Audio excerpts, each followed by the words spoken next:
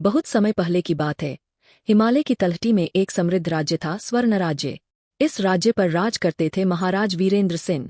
वे न सिर्फ एक पराक्रमी योद्धा थे, बल्कि एक सच्चे धर्मप्रायण और न्यायप्रिय शासक भी थे। उनकी प्रजा उन्हें भगवान तुल्य मानती थी।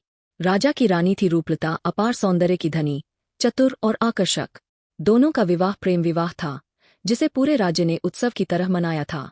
शुरुआत में दोनों के बीच बहुत प्रेम था। रानी राजा पर जान छिड़कती थी और राजा हर क्षण रानी की खुशी के लिए कुछ नया करता। समय बीता और राजा युद्ध से दूर होकर राज्य के विकास में लग गए। लेकिन रानी की इच्छाएं बदलने लगी थीं। उसे अब रोमांच चाहिए था, सत्ता का अलग अनुभव चाहिए था। महल की शांति अब उसे एक सुनहरा पिंजरा लगने लगी थी। तभी महल में एक नया सेनापति नियुक्त हुआ, रणधीर। जवान, तेज तर्रार और युद्ध में निपुण। उसके आगमन से रानी की बोरियत दूर होने लगी। रणधीर की वीरता, आत्मविश्वास और राजसी ठाठ ने रानी को उसकी ओर आकर्षित कर लिया। धीरे धीरे दोनों के बीच मिलन होने लगा। चोरी छिपे संदेश भेजे जाने लगे। रात्रि में गुप्त रूप से मिलने जुलने का क्रम बन गया। रणधीर को लगा कि ये उसका भाग्य है, लेकिन वह ये भूल गया कि वह एक राजघराने की रानी को धोखा दे रहा है। राजा वीरेंद्र सिंह को कुछ संदेह हुआ। उन्होंने अपने गुप्तचर भेजे और कुछ ही दिनों में सारा सच सामने आ गया। राजा का हृदय टूट गया, पर उन्होंने गुस्से में निर्णय नहीं लिया।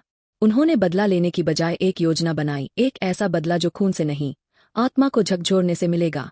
एक दिन राजा ने दरबार में घोषणा की कि राज्य में एक नया क्षेत्र बसाया जाएगा, विश्वासपुर, जहां सबसे योग्य और वफादार लोग शासन करेंगे।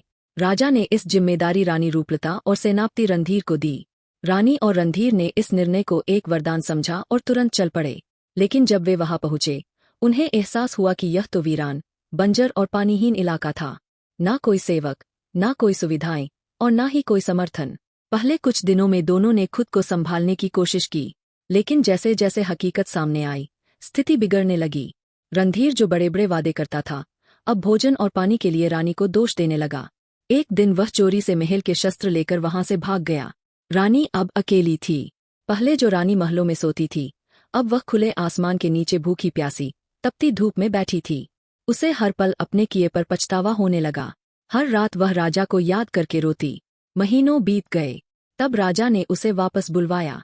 रानी दरबार में पहुंची, पर पहले जैसी गरिमा नहीं थी।